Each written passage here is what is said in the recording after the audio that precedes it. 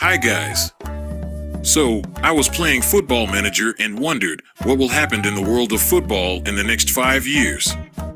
In order to discover that, I have simulated the top 6 leagues in Europe so we can know which team will win more Champions Leagues and more championships, and of course, also know which players have played better in the experimental period. Now straight to the point, I'm gonna show you guys what happened in this experiment.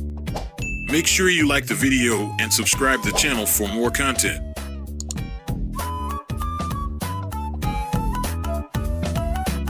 I recommend you to sit tight in your chair because this first season was crazy. Starting with the Portuguese league, it wasn't much different from normal. Porto finished top of the league, followed by Benfica in second, and Braga closing the podium.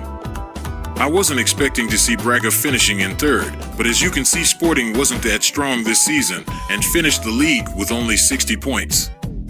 Apparently, fourth place was not enough to keep Ruben Amorim away from the Lions. And just as Sporting did with their coach, also Porto, Benfica, and Braga kept their managers. Despite Chavez being relegated, there were no big surprises at the bottom of the table, except for Aruca, who lost in the playoff the maintenance against Moreirense. Porto achieved not only the top scorer in the league, as well as the second top scorer, showing that, in addition to the 10-point lead in the league, Porto took the best against their rivals also in the list of top scorers. In the French league, despite the scare PSG must have taken, it was more of the same. With Paris finishing first in the league, confirming themselves as two-time champions in the last 2 years. Monaco came right behind, in second place, losing the championship by only 4 points, which is very good when you know their budget compared to PSG's budget. Marseille, the only French club that won the Champions League, finished in third, so they reached the last qualifying place for the UCL. Now let's take a look at the Italian league. The first thing that I noticed is that it dropped down in the UEFA ranking. This may have happened due to poor performances in European competitions. But, putting this apart, the champion was Internazionale with 73 points, followed by Lazio, Napoli, and Atalanta, closing the qualifying places for the Champions League. As in the Portuguese Championship, the 2 top scorers play for the champion club. The negative highlight goes to Juventus, who finished the season in 9th position, with a season to forget at national level. In Germany it was, once again, Bayern Munich who won the championship, but this time the German giant won by only 1 point. The league table was pretty normal if you compare with the real life. On the other hand, the other German giant, Union Berlin, finished in 17th place. Just kidding, of course I was talking about Dortmund that finished in third. But it is a shame that the German capital loses a representative in the elite of football and that the other representative came in 14th place. Moving on to the Spanish league, we see that Real Madrid were champions in a very unusual way in Spain. It was 17 points, yes, 17 vantage points for the runner-up. Although Barcelona had the top scorer in the league, Robert Lewandowski, they could not even get second place and secured the podium only by 1 point. Valencia had a very bad season and escaped relegation by 13 points. Finally, we have reached the Premier League, the dream stage for many football athletes. Guardiola's City lost the championship for the second time to Klopp's Liverpool and, as at present, Arsenal had a good season. However, contrary to what is happening in real life, they held only third place in the best championship in the world. Aston Villa surprised everyone and managed to overcome United, Chelsea, and Tottenham to finish in 4th place. To close the top 5, they called the newest rich of the English league, that's right, Newcastle, which, despite having conquered the dream of going again to a European competition, was only 2 points from the highest stage of European football, the Champions League. Also noteworthy is the 2-time European champion Nottingham Forest, who was relegated to the Sky Bet Championship. Now for the big stage, the Champions League. In the group stage of the biggest club competition in the world, it was almost normal, except Benfica, who came last in a group in which the modest Celtic finished in first.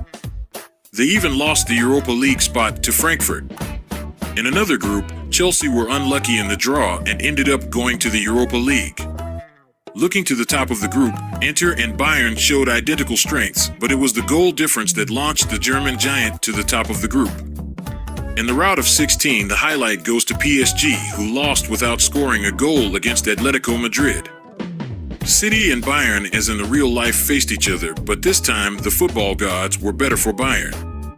Porto should still be wiping away tears after a 5-0 defeat at home. Moving on to the quarterfinals, the Spanish team showed that they want to win the competition and remained one of the three present so far. Liverpool showed it too, because they lost 2-0 in the first leg at Anfield and managed to turn the tie around in Turin. In the semifinals, it was Bayern and Liverpool who will move on to the big decision. And in the most anticipated moment, the real champion was Liverpool, winning 1-0. Now hold on to the chair, as the likelihood of falling is a lot. The top scorer in the Champions League was an 18-year-old from Bayern named Mathys Tel, scoring 8 goals and playing only 2 games to start. After defining the comparison season, we will then simulate the next 4 years and see who were the champions, top scorers, etc. Starting with the Portuguese league, we can see that Porto and Benfica dominate football in the country. In the 5 years of experiment, Porto won 4 championships and Benfica won the championship that prevented Porto from, for the second time in history, winning 5 consecutive championships.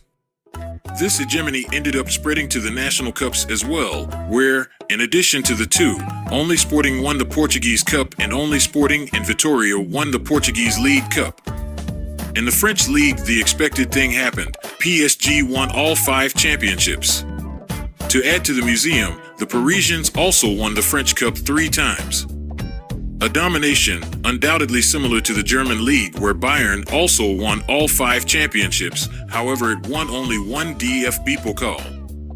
The Pokal was really the cup for the little ones to express themselves, so that Freiburg and Leipzig won both twice. Italy, probably happier for having recovered in the ranking, decided to be the most entertaining league, and if Inter had not won the championship twice, no champion would have been repeated. In the Spanish league, Real Madrid did not want to party and ended up joining Bayern and PSG in the list of the only champions of this experiment. Now moving into the Premier League, City and Liverpool have also monopolized the league these 5 years. However, Newcastle have started to appear in the top 3 in the last 2 years. In the FA Cup, the big surprise was Southampton, who won the competition in the last simulated year. In the remaining years, it was divided between City, Liverpool, and Arsenal. On the other hand, at Carabao, we had a modest club to win, and it was Tottenham. Your fingers shit! Bang you! Last but not least, we have the UEFA Champions League. Barcelona, upset for not having won any championship in these 5 years, decided that it was in Europe that he wanted to face his biggest rival, and he even ended up winning on 1 occasion, but Real Madrid won it twice, thus conquering the 15th and the 17th Champions Leagues. Bayern, despite all the dominance in their local league, failed to really shine in Europe and ended up failing 3 times in the final. Interestingly, the team with the most finals has not won any of them. Moving on to see the Ballon d'Or, I noticed that Haaland won this award 3 times, Lewandowski and Vinicius also won. Maybe I was hoping to see Mbappe win some, but it looks like PSG's poor performance had consequences in the individual awards, because despite having won the Golden Boot twice, it was the Ballon d'Or that he lacked. Of course, we couldn't forget the Great World Cup. In this experiment, in 2022, it was Portugal that won, which is curious to compare with what happened in real life. Finally, in 2026, the champion was France, and after seeing this, I am even more impressed that Mbappe did not win any Ballon d'Or. It's all in today's video. I hope you liked it. Don't forget to like the video if you liked it, and drop your comment with ideas for the next videos. See you next time. Bye.